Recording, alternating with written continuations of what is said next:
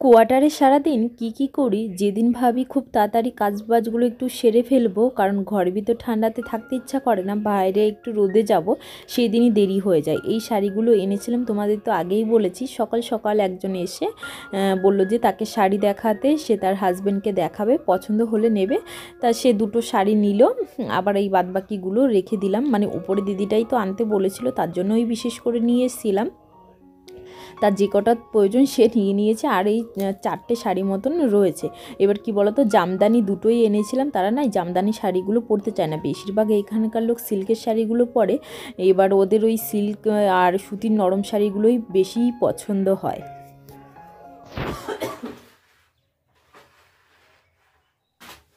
Hello everyone, good morning.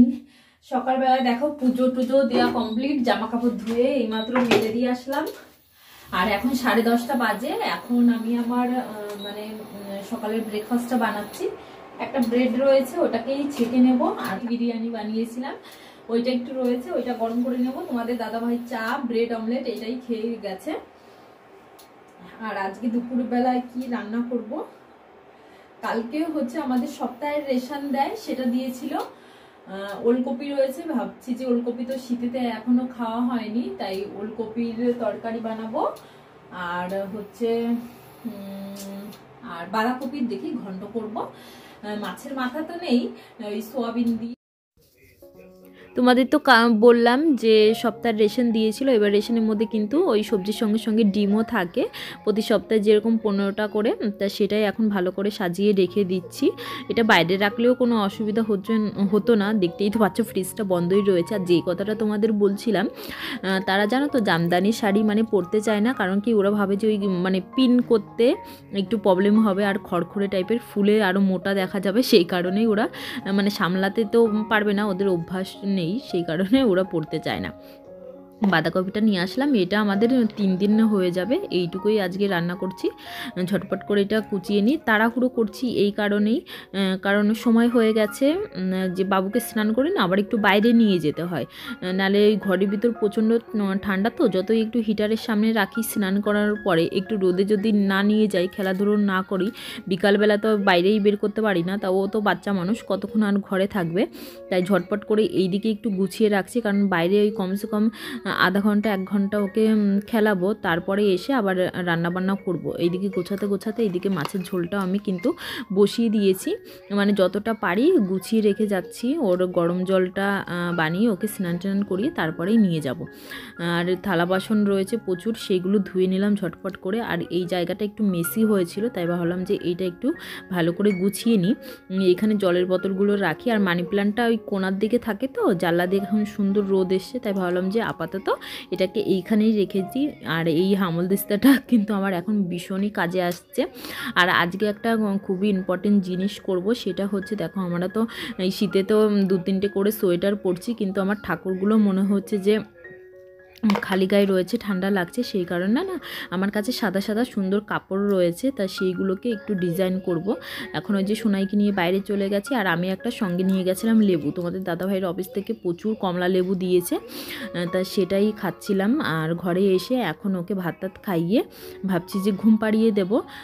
তারপরে আবার ভাবলাম যে না থাক, ও খেলতে লাগুক একটু, কারণ তোমাদের দাদাভাই এসে যদি দেখে ও শুয়ে পড়েছে, তাহলে তোমাদের দাদাভাইয়ের মনটাও একটু খারাপ হয়ে যাবে, কারণ ওই সারাদিন পরে এসে দেখবে, কারণ যখন ডিউটি যায় ও হয়তো বেশিরভাগ টাইমটা শুয়েই থাকে। তা চলো, এই যে ঠাকুরের কাপড়গুলো এখন নিয়ে আসলাম আমি, এখন এটাকে কালার করব। অনেক দিন পরেই কালারগুলো বার করলাম, জানো তো। যখন কালারগুলো কিনেছিলাম, মানে দুটো আমার সেট এরকম কেনা হয়ে গেছে, কালারগুলো কেনার পর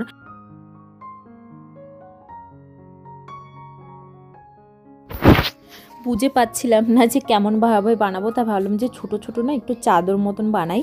এবার একসঙ্গে সমস্ত ঠাকুরেরটা বানাতে পারবো না, অনেকটাই টাইম লাগবে। আর আমার কাছে ঠাকুরের জামাও কেনা রয়েছে সুন্দর সুন্দর, এবার সেগুলো এখন তো পরালে হবে না, কোনো একটা অনুষ্ঠানে পরিয়ে দেব। আর আমার মনে হয় এখন এই চাদরগুলো একটু গায়ে দিয়ে দিলে তাদের একটু ভালো লাগবে। ভাবলাম যে মাঝখানে একটা ফুল মতন বানাই, আর 2 সাইড দিয়ে একটু লতা মতন কিছু একটা ডিজাইন বানিয়ে দেব। আর ঠাকুরের জিনিস তো একটু লাল হলুদ দিয়ে দিলাম। তা তুলি আমার কাছে একটাই রয়েছে, ওই জন্য হলুদ কালারটা আবার যখন করলাম দেখলাম একটু লাল লাল হয়ে যাচ্ছে, তা দেখলাম যে খারাপ লাগছে না, ভালোই লাগছে দেখতে। একটা স্কেল দিয়ে এরকম চারিদিকটা একটা স্কোয়ার মতন করে নিয়ে এইখানে একটা ওই লতার ডিজাইন টাইপের করছি, একটু সবুজ কালারও ব্যবহার করব। ভেবেছিলাম যে ছোট ছোট পাতা বানিয়ে না ছোট্ট ছোট্ট ফুল বানাবো, তো কেমন বানাবো কিভাবে বানাবো, এবার একটা কমপ্লিট করতে অনেকটাই টাইম লাগছিল। আর এটা যেহেতু জেগে রয়েছে তাই আর কিছুই করতে পারছিলাম না। হ্যাঁ, আপাতত এই একটাই কমপ্লিট করে তোমাদের সঙ্গে শেয়ার করছি। কেমন হলো তোমরা অবশ্যই জানিও, আর কালকে যখন এটাকে ঠাকুরকে পড়াবো সেটাও অবশ্যই তোমাদের সঙ্গে শেয়ার করব।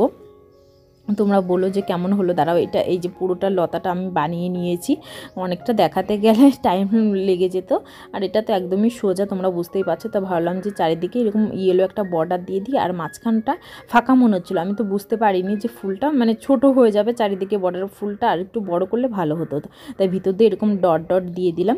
তো চলো আজকের ভিডিওটা এই পর্যন্তই রাখছি, কেমন লাগলো জানিও, আর আমার ভিডিওগুলো ভালো লাগলে প্লিজ আমার চ্যানেলটি সাবস্ক্রাইব করে আমার পাশে থেকো।